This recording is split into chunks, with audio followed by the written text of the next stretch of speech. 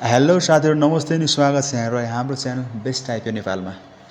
यस च्यानलमा रहेर विभिन्न प्रकारका एफपिओ, आइपिओ, स्टक मार्केट र शेयर मार्केट सम्बन्धी जानकारी तपाईले पल-पलको जानकारी प्राप्त गर्न सक्नुहुनेछ। यस हाम्रो च्यानलमा नयाँ हुनुहुन्छ भने कृपया च्यानललाई सब्स्क्राइब गरिदिनु होला र साथै साइडमा रहेको बेल आइकनलाई क्लिक गरी नोटिफिकेसनलाई अन गर्नुहोला। कमिङ आइपिओ, एफपिओ र शेयर मार्केट सम्बन्धी विभिन्न जानकारीसँगै आज फेरि पनि अर्को एउटा अपडेट लिएर आएको छु साथीहरु, जसमा आइपिओ आउने क्रममा फेरि पनि अर्को एउटा मेगा श्री फार्मास्युटिकल कम्पनीले जनरल पब्लिकको लागि यही 27 गतेदेखि आइपिओ जारी गर्दैछ।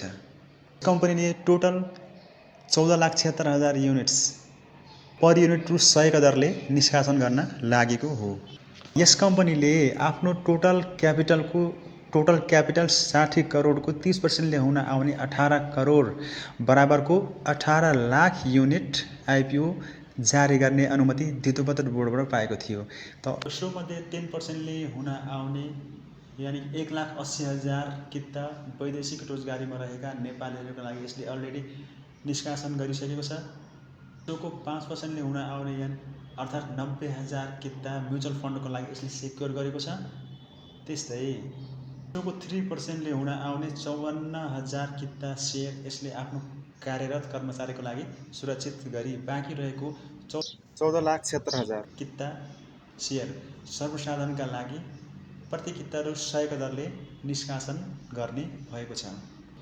त्यसैगरी यस कम्पनीको शेयर बिक्री वितरणमा प्रमुख क्यापिटल रहेको छ भने यसमा तपाईहरुले न्यूनतम 10 कितादेखि अधिकतम 10,000 कितासम्म पनि अप्लाई गर्न सक्नुहुनेछ। र यस कम्पनीको शेयर भर्नका लागि तपाईहरुले आसमा प्राप्त बैंक तथा वित्तीय संस्था मार्फत भर्न सक्नुहुन्छ र त्यसैगरी मेरो शेयरको एपमा गएर तपाईहरु सजिलै शेयर एप्लाई गर्न सक्नुहुनेछ। हाम्रो भिडियोलाई अन्तिम समयसम्म हेर्नुभयो त्यसको लागि धन्यवाद। कमिङ एफपिओ, आइपिओ त्यस्तै शेयर मार्केट र स्टक मार्केट सम्बन्धी पल-पलको अपडेट पाउनका लागि तपाईले हाम्रो च्यानललाई सब्स्क्राइब गरिदिनु होला, साथै साइडमा रहेको बेल आइकनलाई पनि क्लिक गर्न नबिर्सनु होला भन्दै भिडियो अन्त गर्न चाहन्छु। धन्यवाद।